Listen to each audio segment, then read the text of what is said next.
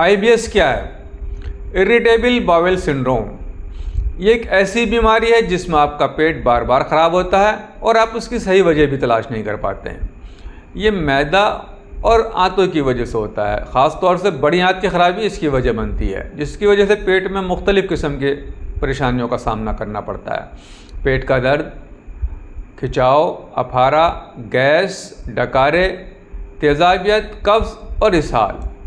ये एक ऐसी बीमारी है जो डाइजेस्टिव सिस्टम को इर्रेगुलर कर देती है। या तो बहुत ज़्यादा जल्दी खाना हज़म होने लगता है या खाना हज़म होने में बहुत देर लगती है।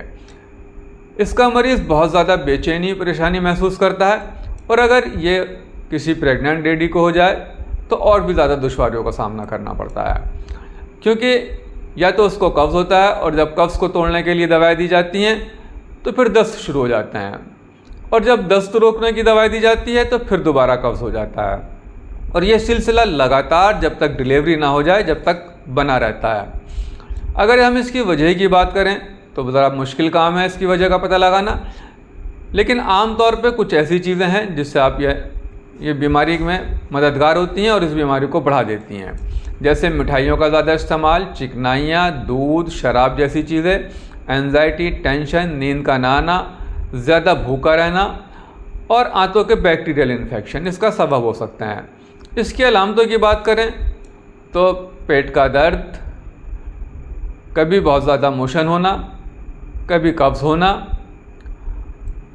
नींद का ना आना, भूख का कम हो जाना, कुछ ऐसी चीज़ें हैं जो ये साबित करती हैं कि आप IBS के मरीज़ हो चुके हैं। इसमें कई बार मरीज़ को मोशन एक बार में क्लियर नहीं होता और वह बार बार मोशन के लिए टॉयलेट जाता है और उसको ये लगता है कि अभी भी कुछ कसर बाकी है।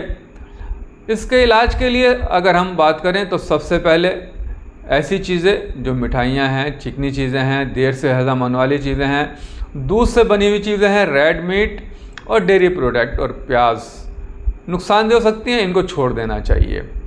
ऐसी चीज़ें जो जल्द हज़म हो उसका इस्तेमाल करें। ख़ास तौर से मूंग और मसूर की दाल, चावल इस्तेमाल बेहतर होता है। पुदीना, सौंफ, इसबगोल की भुस्सी बहुत ज़्यादा मुफीद होती है। अजवाइन, ज़ीरा, मोचरस और मस्तगी का इस्तेमाल, आंवले का इस्तेमाल बहुत ज़्यादा मुफीद होता है। इसके अलावा जवारिश मस्तगी और जवारिश आंवला और दारचीनी का इस्तेमाल बेहद मुफीद होता है। संतरा, स्ट्रॉबेरी का इस्तेमाल करें। पानी 10-12 गिलास रोज़ाना पिएं।